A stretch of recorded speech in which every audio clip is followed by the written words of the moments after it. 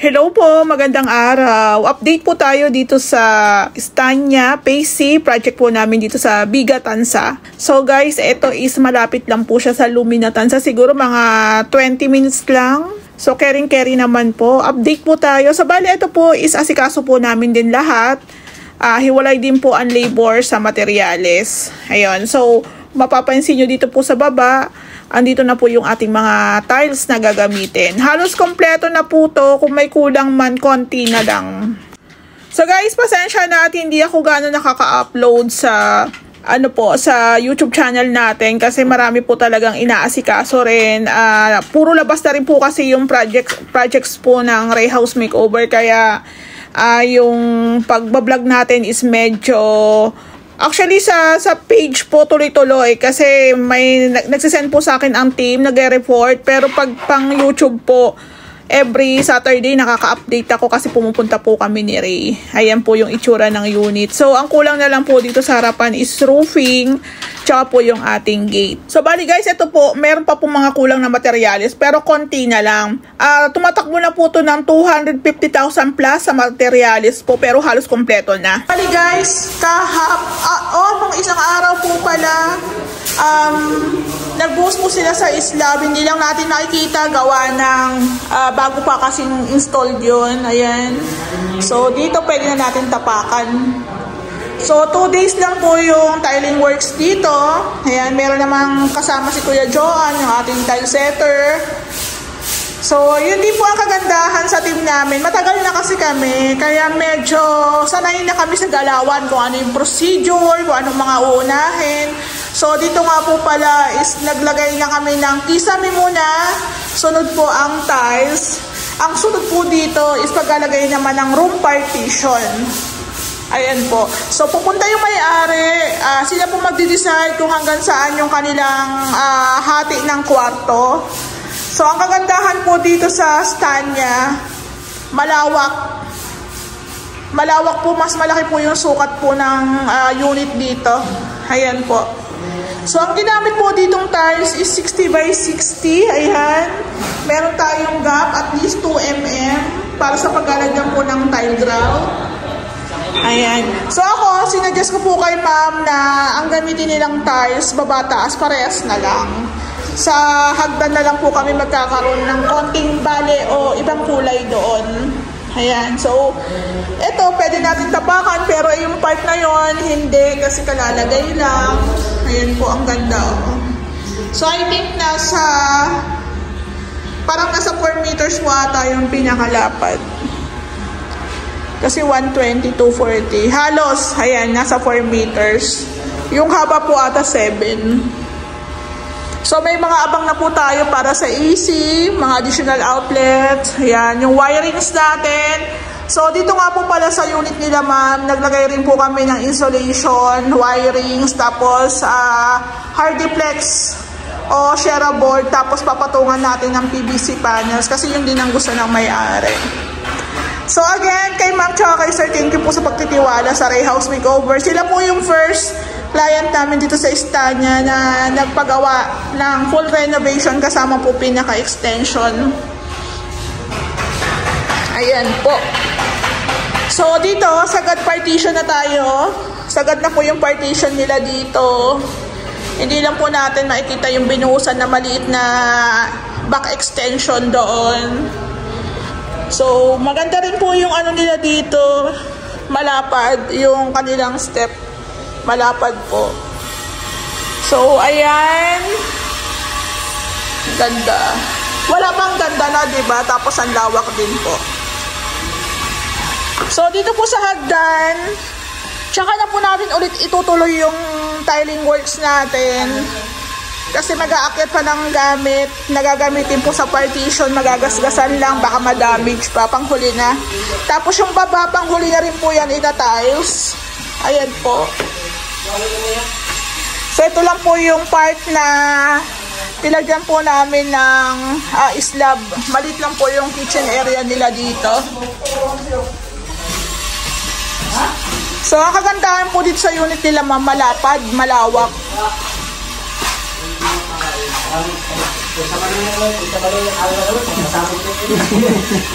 Ayan, dito po sa labas. Nalagyan na ng flooring. Itatayos din po ito. So, isang malaking gate na lang po yung kinamang kasi magpapasok po ng sasakyan.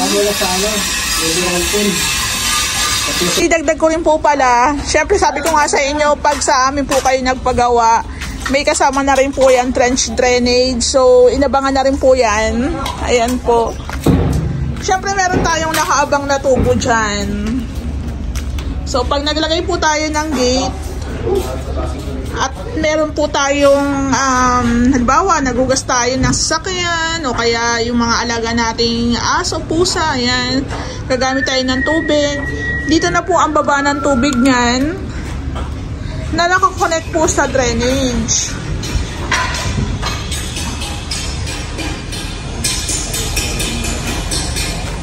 Hello po, good morning. Ito po yung project namin dito sa Maestania. So, ito po yung second floor. Turong partition lang po ito. Wala na siyang hallway. Ang pinaka-hallway nila, ma'am, is dito po sa may bintana. So, maganda rin kasi pwede sila maglagay dito. Actually, ang ilalagay po ata nila dito yung para sa pang-exercise. So, meron tayong bang dito para sa wall fan.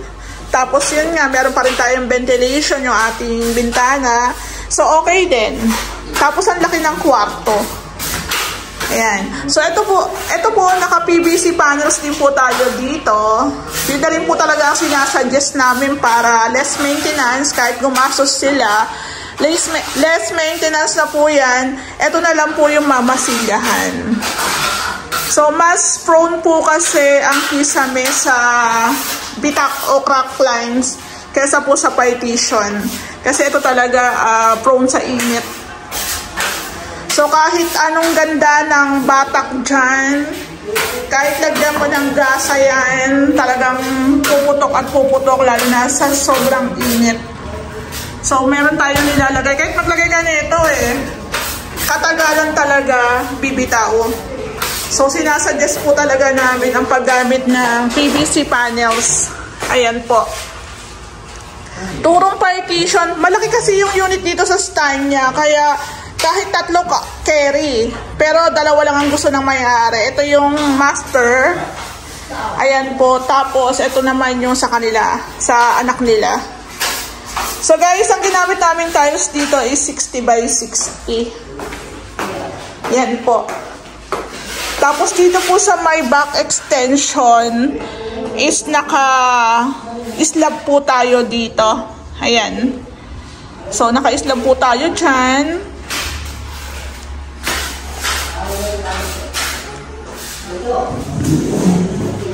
So, ito, i-ready ko na rin po yung pintura nito kasi pwede naman na meron na po itong flat. Ayan. So, dito po yung pinaka-staircase nila. So, ito nga, sayang yung space. Pero kasi, kung maglalagay ka ng something dyan, may conflict pag mag-akit ka ng gamit. So, open lang talagang ganyan siya. Pero syempre, depende pa rin sa may-ari kung ano yung gagawin nila dyan. Mabigat yan. Guys. Mahal, picturean ko pa yung yung dala mong Ayan ililista ko pa. Picturean ko na lang. Tanda mo ba kung ilan to? Ayan, yung tiles.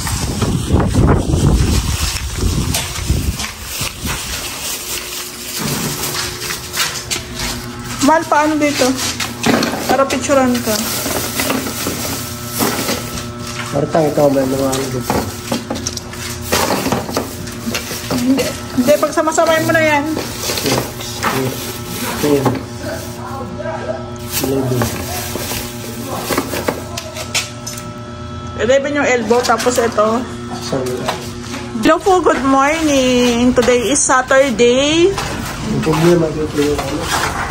Update po tayo dito sa Stania project po namin. Ito po. Ito lang yun, di ba? So guys, may ibang part pa doon na ongoing pa yung kanilang construction para sa mga pabahay dito sa mga units dito sa Estanya. Ayan.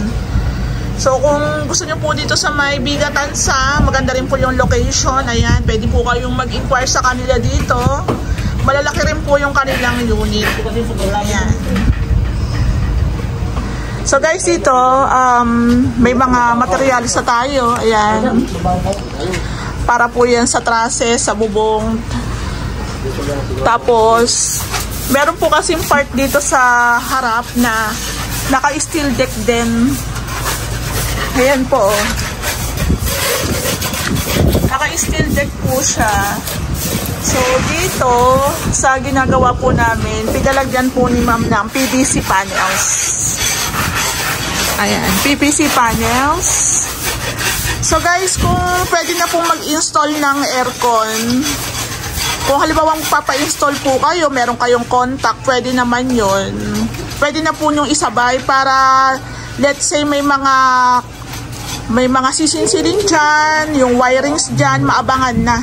Ayan, katulad po nito na ilagay na yung kanilang unit. Ayan, carrier po yan na 2.5 po ata ang HP.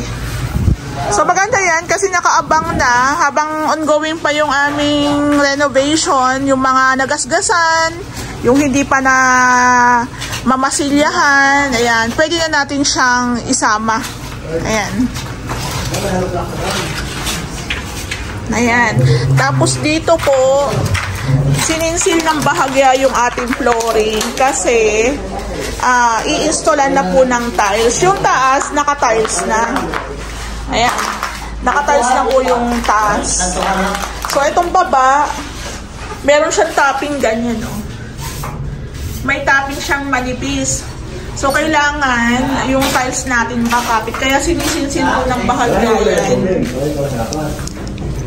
So, ready naman na po yung mga materials na gagamitin. Ayan yung ating mga tiles. Tapos, yung mga fluted panels, PVC.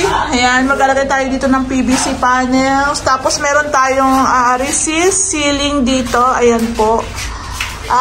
Ginamitan din namin ng PVC panels na brown.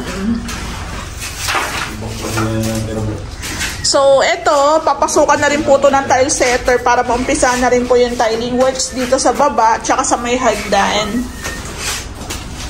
So, guys, ito yung kanilang AC, ang laki. Dito na lang po nilagay para kung konti man po yung hose. Ayan, nakalubog talaga siya dyan. So, wala kang makikita hose dyan. Nakabaon kasi siya sa semento. So, binabalot naman po yan para hindi madumihan. Ayan,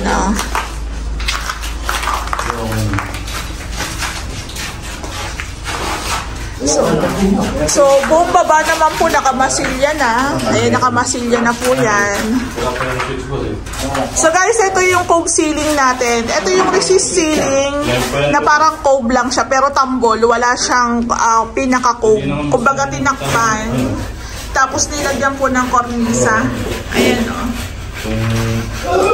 So ayaw kasi ng may-ari na may cove para hindi daw malalagyan ng alikabok. Ayan. Tapos ito po yung ating beam dito, existing beam. Ayan. So hindi pa natapos yung pagmamasilya dyan. So ito guys, kung nakapollow kayo sa FB page namin tsaka sa YouTube channel, ayan, sinishare naman po namin kung magkano aabutin ng materyales. Yung linear palabot namin. Andyan. Dito yun.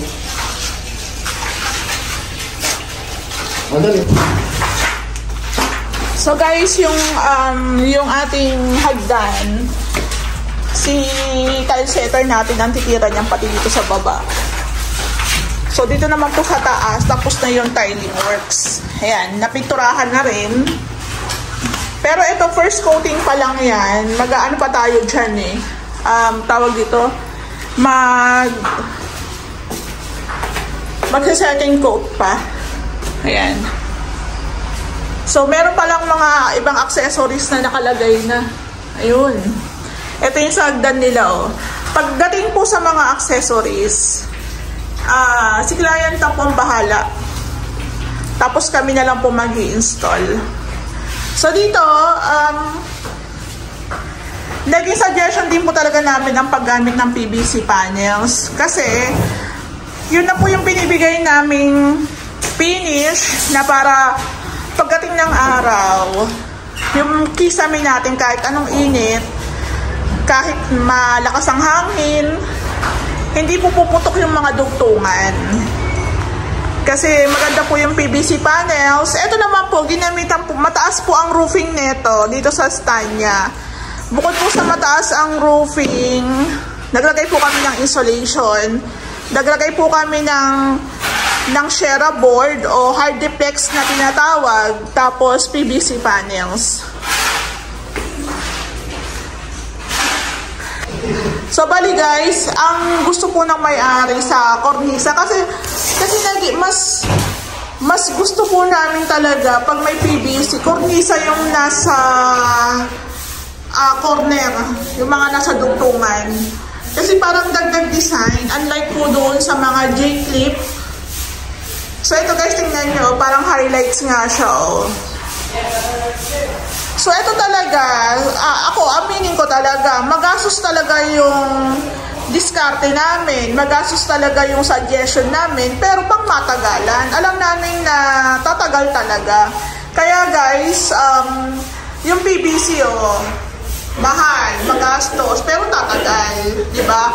Ito, kahit madumihan yan, malikabukan, punas-punas lang, katulad nga nung nasasabi ko sa mga nakaraang vlog ko, mas madali po ang maintenance nito. Unlike po sa mga Shera board, Hardiplex, gypsum board, pag nainitan, pag nabasa, naturalmente talaga masisira. So, halos lahat naman ng materialis ganun. Kumbaga, ang PVC, medyo tatagal. Kumbaga, may laban. So, ito, i-share ko lang po sa inyo. 2 kwarto lang po dito.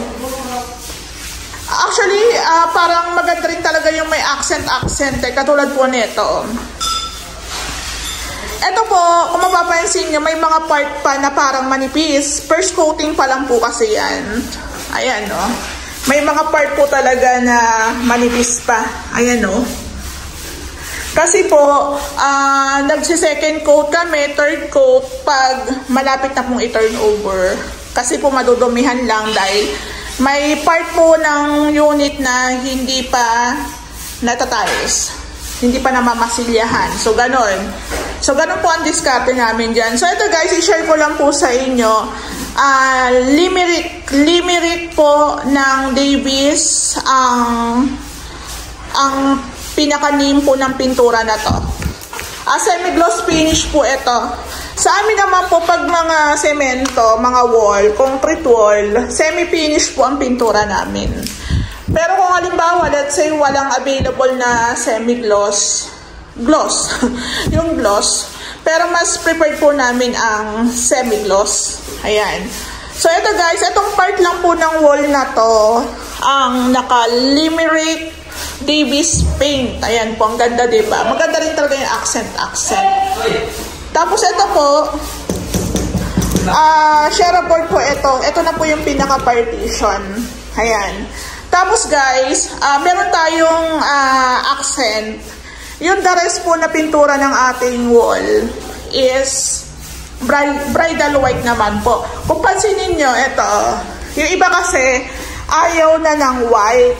Kumbaga parang common na, parang tawag dito, naumay na ba kasi common na nga ang white. So kung gusto niyo yung mga tipong parang gatas, may halong konting brown, eto, bridal white po. Yan, ang ganda, oh. Actually guys, kung makikita nyo siya sa personal, malamig siya sa mata. Tapos yung combination ng pinturang ganda eh. Green, tapos yung ating cornisa, brown, maple po yan, tapos bridal white. Tapos nag-complement din po siya sa tiles natin na light brown lang na wood look design. Ayan. So guys, ayan, baka sabihin nyo alon-alon. Manipis pa lang po, first coating pa lang. Ayan. So ito, i-update ko naman kayo once na natapos na. So 2 kwarto, kung tatanungin nyo ako sa sukat, siguro parang nasa 60, 62, 40, ay, 120. Mga nasa 2 meters. 2 meters po dito. Mahigit. Tapos dito po parang nasa 2x4. 2x4 meters. So malawak siya. Ayan po. Tapos dito, wala na silang hallway kasi wala naman din gagawin doon sa may pinakalikod kasi maliit lang po ang space. Pinasagad na po nila yung ating partition. Ayan. So naka PVC panels din po tayo dyan, sagad na. So tapos dito, diretso siya. Parang dito na po ang pinaka hallway. Ayan o. Meron po kasi existing na 2 awning dito. So ang pagkakaalam ko nga, maglalagay po sila ma'am dito ng parang pang-exercise. Ayun na lang yung tawag ko. Kaya meron kami mga inabang dito na outlet para sa internet tsaka para po sa electric fan. Tapos meron din tayong outlet dito. Ayun. So, ito po yung second room. Second room, ang prepared po ng may-ari na pintura is seal gray po ng Davies. Ayan. Seal gray naman po ito ng Davies. So, tulad din po na nasabi ko, first coating pa lang din po ito. First o mga second, i-retouch pa rin yan. So, mapapansin nyo, akala nyo po parang bakat o parang hindi pantay. Reflection po ng bintana. Ayan. So guys, pagdating po sa mga accessories, pintura, may-ari na po ang nagde-decide niyan. So kami suggest lang, tapos sila na pong bahalang mag-decide kung ano po yung gagamitin. Ayan, so 2 kwarto, malaki po kasi ang unit dito sa Biga, malaki yung pinaka-existing na unit. Sa Lumina medyo maliit lang ang ano namin yung mga kwarto-kwarto namin. So dito, kahit sabi mo mas malaki sa kabila, dito sa kabilang kwarto maliit, malaki rin po talaga. Ayan, ang ganda. Naka-PVC panels, may 4 na pin lights, tapos may isang center light.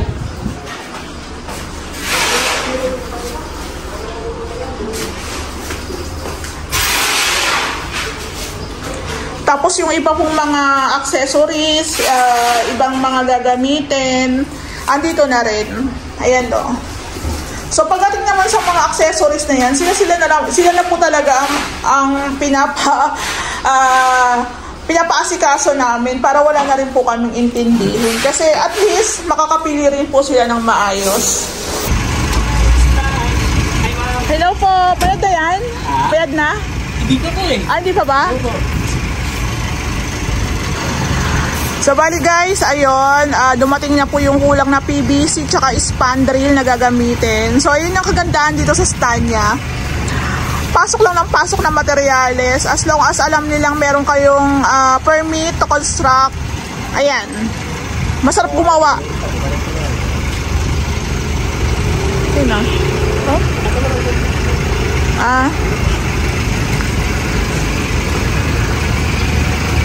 So guys, ulitin lang po natin. So ito naman labas. Ang kulang na lang dito roofing, tsaka gate, tsaka tiling works. Ayan.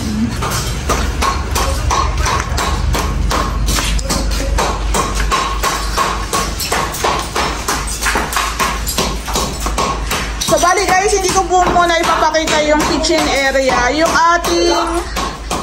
ating tawag dito, bathroom. May mga inaayos pa po ng mga fittings dito para sa ating sa gripo, sa wiring, sa yan. So ito-tiles din po ito. So wala pa siyang kisame. So ito naman pong kontrata namin paglabas ng Lumina. Usually 3 to 4 months. Hindi naman siya talaga totally aabot kasi marami kasi kaming projects. Let's say, kahit nagkasabay-sabay, meron kaming mahabang timeline. Ayan.